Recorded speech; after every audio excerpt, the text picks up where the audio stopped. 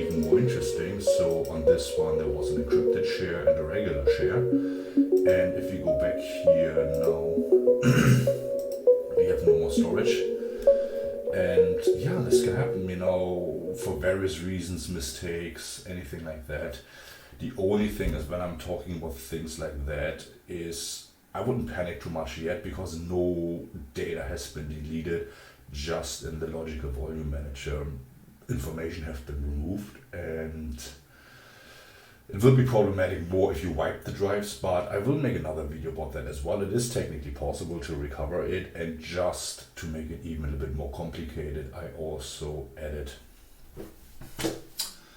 an encrypted share, because it's always a pain in the ass to recover encrypted data on top of it, especially if it's been damaged or removed, but it should be possible. So in this case, our NAS now has no more storage pool.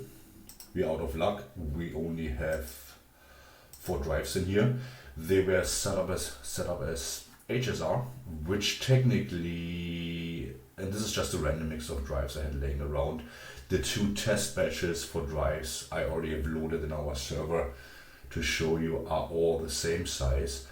But technically, whenever you set up your storage pool, it will it will give you a couple options. I left them all on by default, so I do believe the default was SHR, which is, if you have all the same drives, technically just a RAID 5.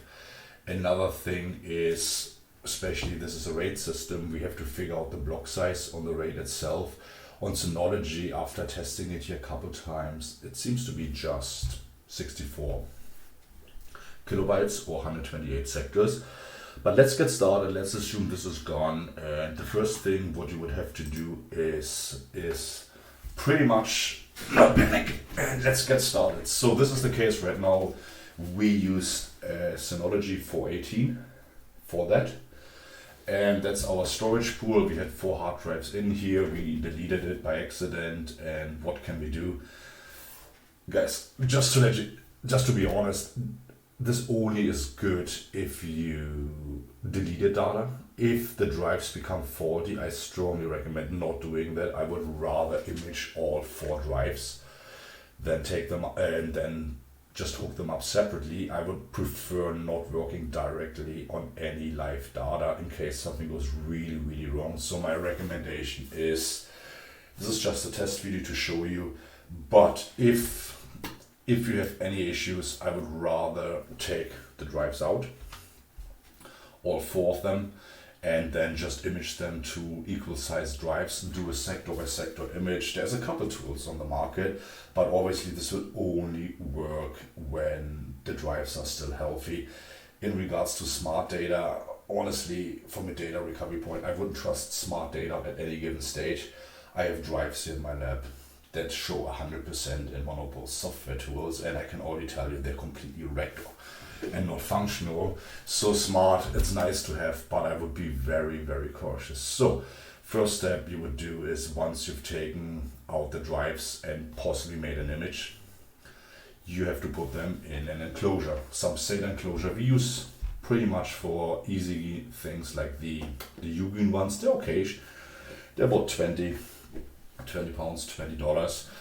Ideally, I prefer always have all drives present. You could argue, yes, it's a RAID 5 system, so we only need 3.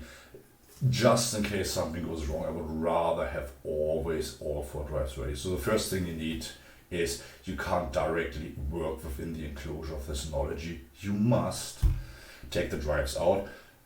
If you have a big PC, you might be lucky of having 4 SATA ports, but then again, you probably need SATA power cables as well. And I mean, if you have it, great, go with SATA. The other thing is, I would strongly recommend, to get results in your lifetime, is actually hooking them all up to at least a USB 3. If not, this can be a very, very long process.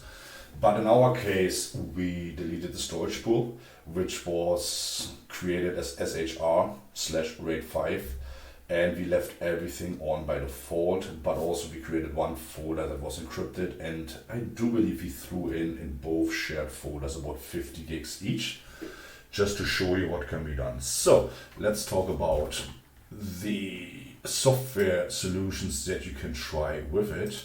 All of them are definitely paid for. Probably the easiest one I would recommend is that does it out of the box without any user knowledge and relatively automatically would be UFS. The only thing is we use the professional recovery. Is if it comes down to encrypted folders, you have to double check with those guys if the RAID version, which probably should work in your case, can actually work with encrypted folders. If you didn't even encrypt folders, then don't worry about it. You should get away with the RAID recovery. Nice guys, we use their software on a daily basis. Very, very powerful. Only thing is, let's open up one. That's how it looks like. The user interface is not great. I don't like it, but at the same moment, it's a very powerful automated solution for that. The second one, Reclaim Pro, very, very good software as well. And especially if you set it up with all the default options, you will most likely have chosen this file system, BTRFS, which is an okay-ish file system. It does its trick, but there is not every recovery software can work, first of all, with RAID setups. In your case, it's a logical volume, essentially just a Linux software RAID. If you use SHR with different sized drives, you will then create a storage pool with a logical volume and then a span on top of it. But in this case, just to show you, to keep it very, very simply, let's assume all the drives are the same size. They're set up as SHR and with one drive redundancy, and we use the BTRFS file system, which is the default option to set it up. So let's actually go back here. Let's say we want to create a new one. Please don't do that if you deleted data. SHR, next, choose all the 4 drives here. That's fine. Just with maximum. BTRFS, I mean, we're just clicking all the default values here, that's fine. And you're creating a storage pool. There we are, we have all the volume. And this can take a second. But let's talk about the other software solutions on the market. Reclaim Pro, very, very good. It will work with your problem, but it doesn't have support for encrypted folders. If you want to recover your encrypted folders, then you would most likely just get away with UFS Explorer. And the third one is RStudio, very good tool as well. We use it on a daily basis, so we use pretty much all 3 because there's some support in one software that's not covered in the other one. But from all 3, UFS Explorer, as much as I hate the user interface, it will do the trick. Very nice. And for this one, we've already loaded the drives. We have 2 setups. We have 4 times a RAID setup with a deleted pool. I actually wrote that down because it's getting a little bit complicated here, just to keep track of it. So we have a 24-bay storage server for that. It's a SAS controller HBA, so we can mount all the drives separately. And in this case, we have 2 sets of drives, just to show you.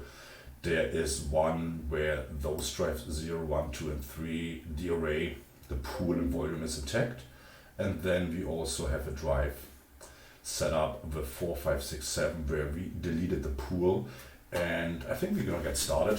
Let's try UFS Explorer. Let's say we wanna look at which one we don't deleted volume. So I already prepared it because sometimes it can take a while. Let's have a look here. We open up the recovery tool, UFS Explorer.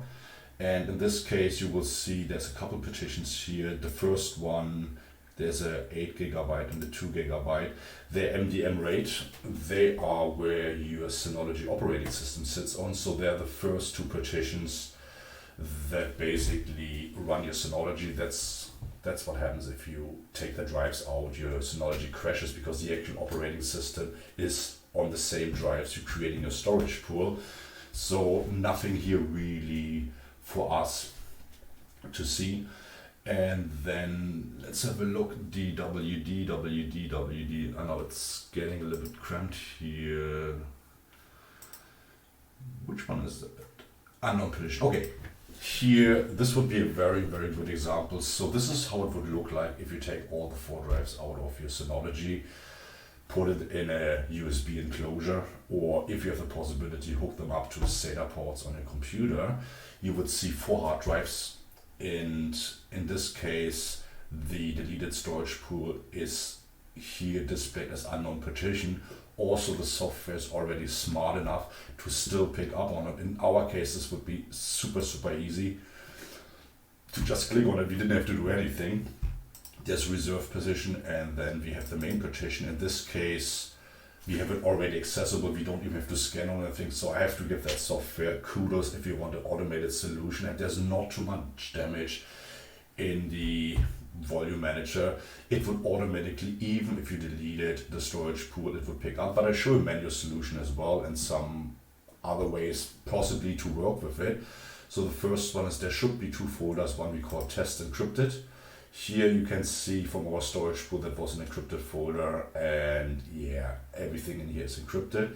And then obviously we had a folder here that, let's have a look here. We see it's working. The size of that file is 902 kilobytes. I show you something in regards to if everything goes very, very well, you have everything present. You don't really have to fill around with RAID, but I show you in a second how to create that manually. We go first of all to add RAID data. Here we can see the drive order, Hitachi, all 4. We can even visualize the data and see on which drive data is contained. And what is more important for us here is the strip size is 64 kilobytes or 128 sectors. Parity delay is the default value, and obviously it goes left symmetric. That's pretty much standard for any Linux software RAID. If for some unknown reasons we do not know the RAID configuration, I also went, can we just go back here and see something? I do believe whenever we went in here, there was an option of, was it settings somewhere here? To set it to smaller strip size. I tried that. I couldn't really see a difference, to be honest. I have to look into that, what that setting even does, but even after applying it and creating new folders, it still seems to come down to the same size. Let's go back here. Okay. We're back here. We do, on Synology, it seems to be 64 kilobytes, which is a good value. It's not too big, the block size, not too small. You know, it's right in the middle. I mean, if I would set something up on mechanical hard drives, probably 64 is fine. I think the ProReliant storage service from HP, the default value, these days is 256 kilobyte, but it really depends. In case you do not know the RAID configuration, there's one tool which is free to use. It's called Reclaim Free Recovery. Works very, very well. You just point to the drives. In this case, this is my system SSD, so we ignore this one. And you just give it RAID 5. You might have set up RAID 0, but ideally, if you could remember, that would be great. Only downside on that software, it really tests every combination, so this can take easily 24 hours, or you can try trial and error. In our case now, let's go back and see what we can do here. Even if we deleted the storage pool, UFS Explorer is still able to detect it, automatically rebuild the array, pick up the metadata, and off we go. I will make a video where we actually delete part of the partition just to make it more interesting, but I want to keep that separate because if not, it's gonna be like a 2-hour video. We click on here, it opens. We have it here. So here we can see already. So there's one thing we do know, the RAID has been put correctly together. The file size is 902 kilobytes. We do know each block is 64 kilobytes, which means one full set would be 240 kilobytes. So if there would be any problems in regards to that, there would be either in this picture. That's what I always use to double check if my RAID array is actually assembled correctly in the correct order. If there would be any issues, you would see here any fragments, damage to it. But pretty much we have it 4 times as a block of repeated patterns. So we would probably, if there would be an issue in the RAID configuration, we would have either like some missing, like damaged frames or like weird stuff happening. So since this one is perfectly fine on a 1 megabyte file, we do know the rate is correct. So the other thing now is if we have encrypted data like that, and again, it's just a software encryption, nothing crazy here. You can just go on here. There's an option transform file system, and we just put in the password you set for encrypting your folders. I tried to work with the decryption key that they provided, but that didn't work. And just put the password in and see what happens. It creates a virtual volume over it, and it's not working. Okay, see if we can actually, what have we done here? Let's close some down. Let's, I don't want to save the changes. Let's go here. Okay. You have to go on top, not on the folder. You have to apply it to the whole volume, and then where's the transform file system?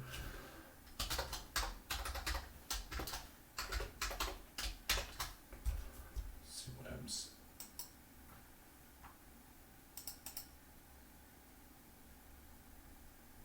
Okay, that's new. Obviously. And why is it not decrypting? Give me a second. Did I write down the password on this one? Guys, let me just quickly upload the password here just for checking. And I hate when that not works properly. It should. It worked before. Well, that's always when you want to show some. If you want to show somebody transform file system,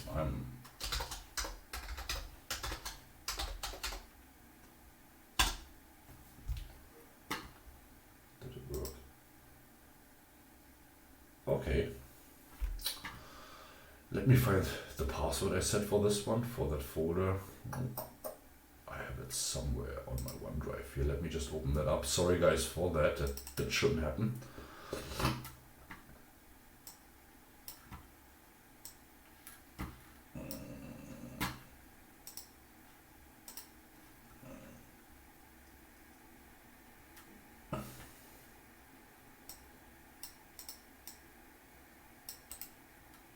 Let's see. Okay. Here we go.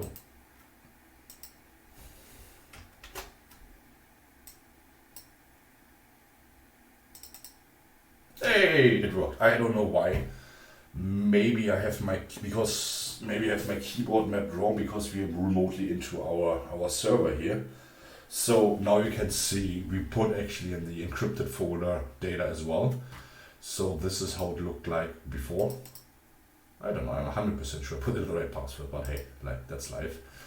And let's say we're gonna go to one of them, and here again it's a 2 megabyte file.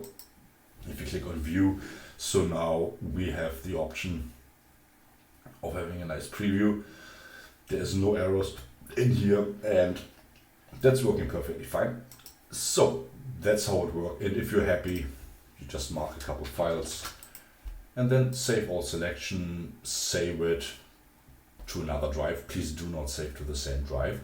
And that's pretty much how you can recover a deleted storage pool that also contains an encrypted folder. Let's say you want to try different software and you don't have encrypted folders, but I do believe Reclaim is about the same price point. You're looking all of that type of software at around 500 onwards, plus some fees extra every year. But if you want the most user-friendly operation, I would say File Explorer, Professional Recovery, that's the way to go.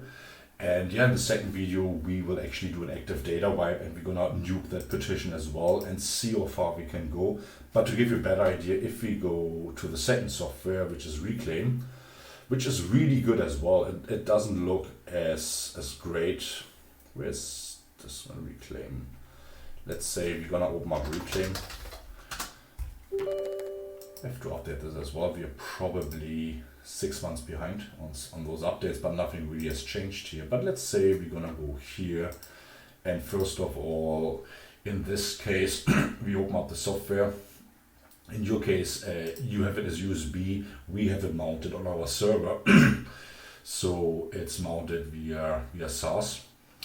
MBR, GPT always leave them on. Dynamic disk definitely not the case. Nope, no Apple. We don't like Apple that much. MDA RAID definitely. That's for the partition of your Synology operating system. BTRFS, we need virtual machines. That's if you have like a bare bone virtual environment running. And you press search. While this is happening, I show you, this can take a minute or so. We can try the third one, which is called RStudio. There's just one problem we have with RStudio, and that is it doesn't support the file system. So what we can do is here, we first of all have to figure out the drive order again. In our case, I just took notes. So we do know the first array we have in here with an intact file system is intact is 0, 1, 2, 3. That's great. So the one that's been deleted, or I showed you how I deleted, is drives 4, 5, 6, and 7. So in this case, while let's have a look here what Reclaim is doing. Oh yeah, it's still, but you see it's picking up on all the metadata here already. So it will provide us a good solution. Is we have to find the drives. I just minimize the ones we don't really need at the moment. So we need, which drives do we need? We need drive 4, 5, 6, and 7. Let's have a look at 4, 5, 6, and 7. So this is drive number 4. You see here it has a partition, no file system, no nothing. I'm not sure why RStudio doesn't have BTRFS, but there's possibly a cheaper solution if you don't care about the encryption. If you don't have any encrypted data, that's fine. And also if you don't care about file and folder structure and you just want the raw data, I will show you something how we can do it here. First of all, we have to find the 4 drives. So there's drive number 4, 5, 6, and 7. The other one is just my system drive.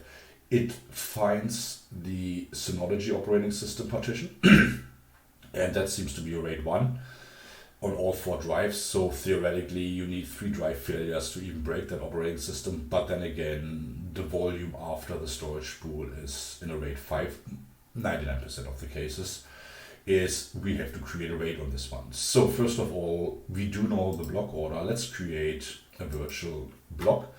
And the first one is we pick our first drive with the partition we do now, because you can see it by size, 220 gigs. We press on add to RAID. Then we go to the second drive, go here, and we go again, add to RAID. Third one, add to RAID, and number 4. Where's number 4? I'm still a bit tired. It's still early in the morning. Okay, so we added all the 4 unknown partitions here. You also see the start of the 8 and 2 gigabyte partitions. They are part of the operating system from the Synology. So theoretically, even if you accidentally wipe a drive and you start the process, if you stop within the first 10 gigs of wiping the drives, you still would have access to the actual storage pool later on. Just one problem is, again, RStudio can't see BTRFS partitions. I think at some stage they will do a support for that. So once we have our RAID here, we go on here, and here we can see that's the 4 drives I added.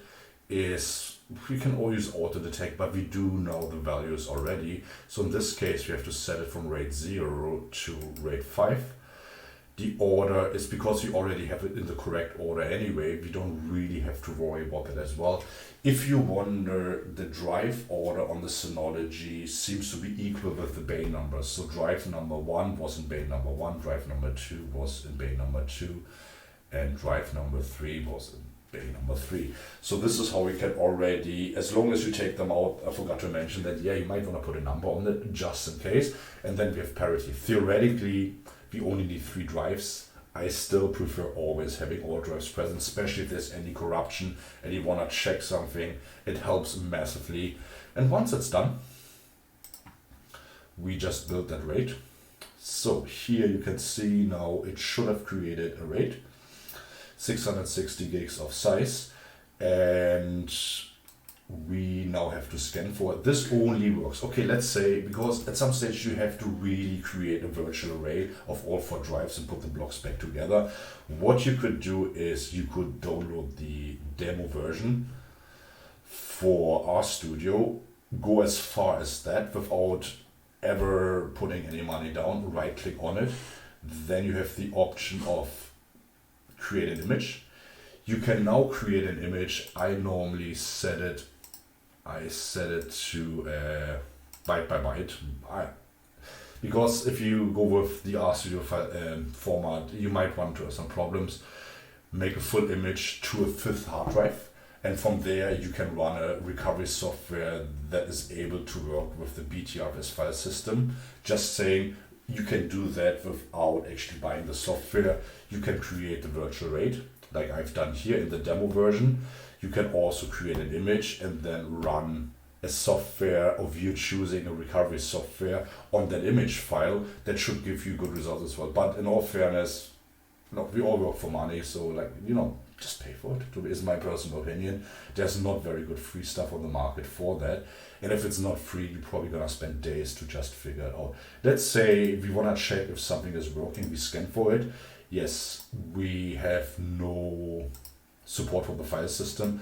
So the only thing we can do right now is we could create the image file and then either scan for RAW, or in this case, we can scan. You will see results, you can preview, but you can't save data in the free version of this one or the demo version.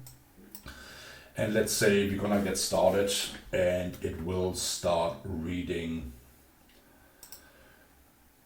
scan information. You see here right now it's heavily scanning. We already scanned about 4 gigs and something is happening. Let's say we're gonna stop it. Just to show you there's no raw files here. We're just gonna use one picture. So for example, ideally there seemed to be one picture, so we were able to find that as well. But I'm not sure why this one, if it comes up like that, let's have a look and go back to the 4 hard drives, add missing disk.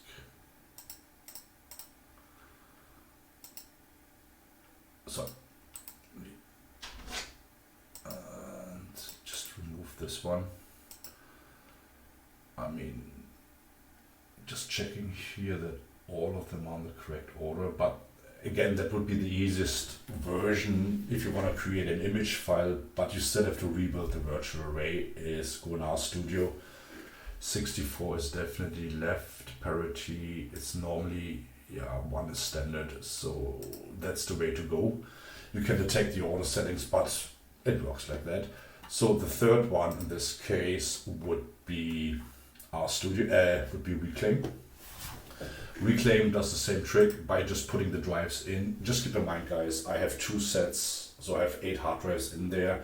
4 are for the one that's intact and 4 are the ones that are not intact.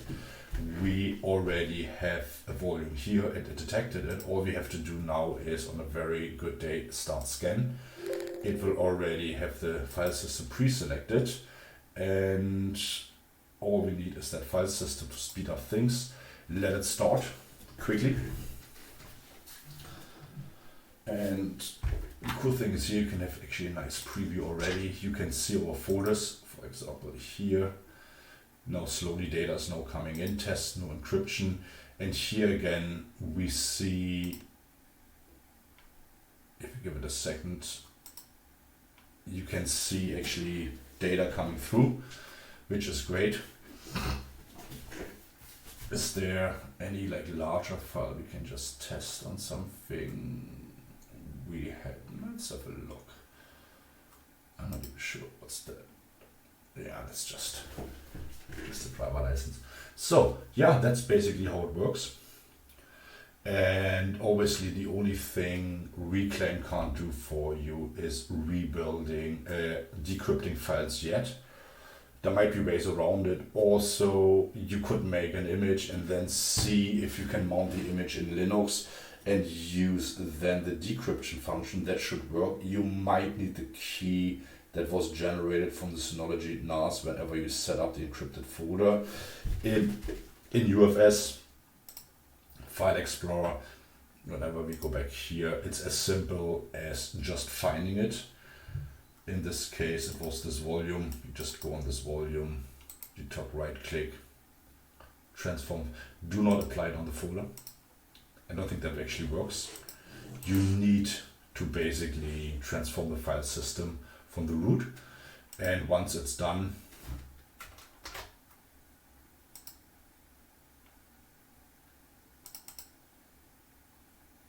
voila, job done.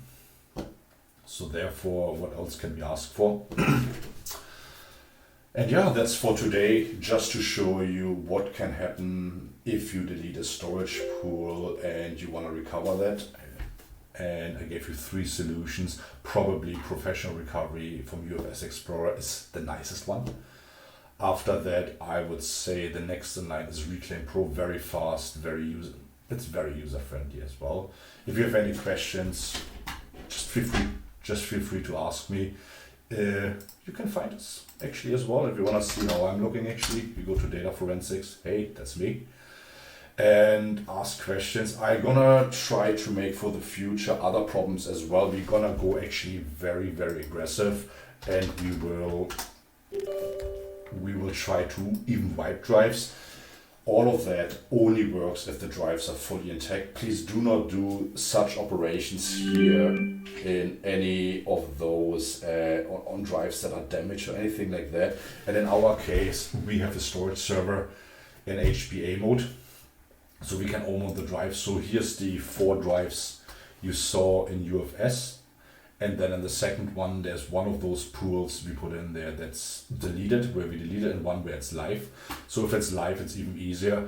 But for complexity reasons, or let's say we even try to rebuild and delete a pool and then put another drive, all those things, it's actually very, very hard. But in the second video, we're gonna go very aggressive. We will wipe those drives, let's say 1% of the capacity, just for the fun of it, and see if we can still recover the data.